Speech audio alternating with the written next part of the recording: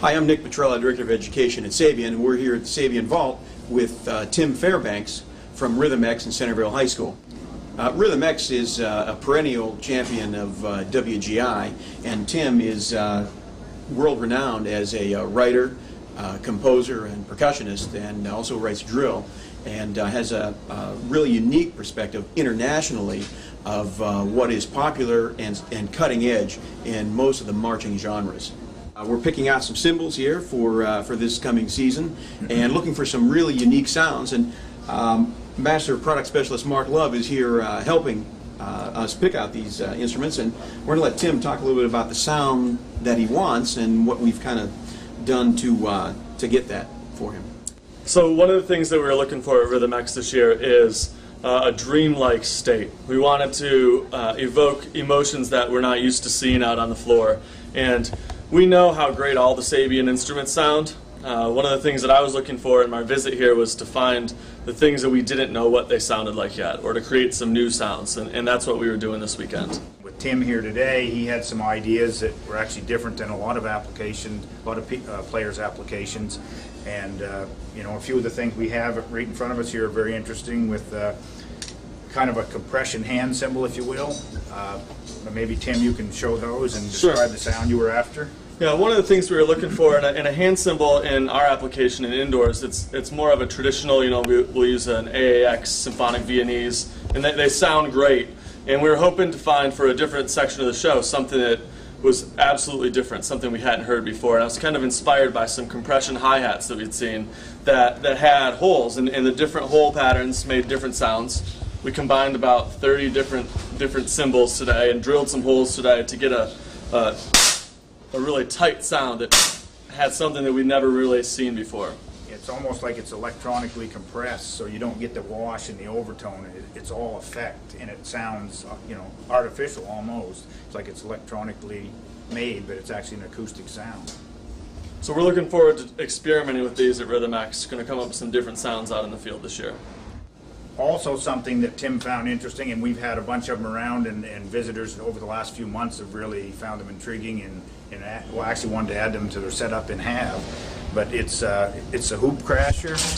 It's something we worked on with Jojo Mayer for the last couple of years, trying to refine the design actually. Basically, the bottom is an accelerated edge, so that it has very little contact to the snare drum, and then the top cymbal actually doesn't fit too snugly. There's a gap between the two, so you get that sizzle effect when you play them. It fits into the snare drum with minimal muting of the drum. You can actually play the drum pretty much the same with or without. So for me, in addition to hearing this, feeling what that feels like, my application is immediate. Like I see this and I hear how it sounds, but then I picture it, well, how would it sound if we had 9 of them and have 9 snare drums doing a feature that you have this kind of a sound and then this going down the line, or some kind of a ripple effect. Just hearing those different timbres on a marching snare drum, I think is going to be really, really cool. And also, Tim, we found some single pieces of the hoop crasher that you have some innovative ideas for. Yeah, so we're, you know, it's showing me the top, the bottom, and how they're made. And I started to play with this a little bit, and we played, you know, sounds cool, sounds really cool, then sounds really cool. And I started thinking of what we can do with this visually, and I think we're not sure. It's kind of how we do it at Rhythm X. We're not sure exactly what we're going to do yet, but we know we're going to do something cool. Okay, go ahead. Now, something else that Tim wanted when he came in is to look for ethereal sounds, so sounds that are haunting and with a lot of sustain. So a couple of the things that we looked at are the alu bells we have and some radia cup chimes. So let's just demonstrate a couple of these here.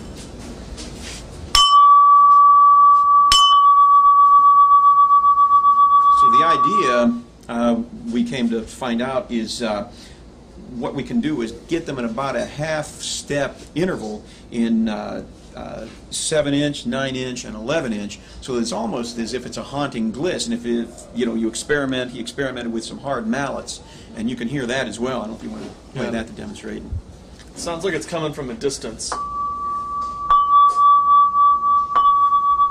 And one of the things that I'm picturing is these bells all over the floor. Not just, you know, it would traditionally be up on a marimba in the front ensemble, but I'm picturing them all over the floor, and you hear these pitches from all over.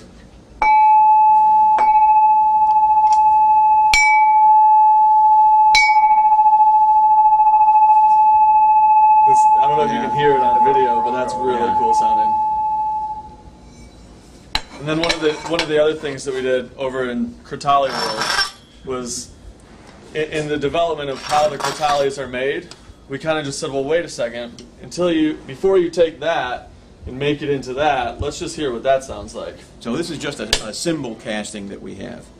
I'll try and balance that on my finger. We're not really trying to find a pitch, just trying to find a sound that's really unique and really different.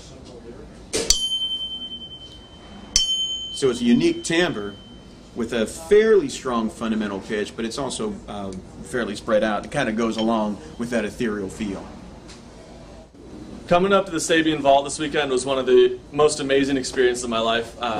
It's like being a kid in a candy store, but all the candy sounds really cool. I've saw things this weekend that I've never seen before, and the guys that are here are just amazing to work with. If you ever get a chance to come up here, I would highly recommend it. It's an experience of a lifetime.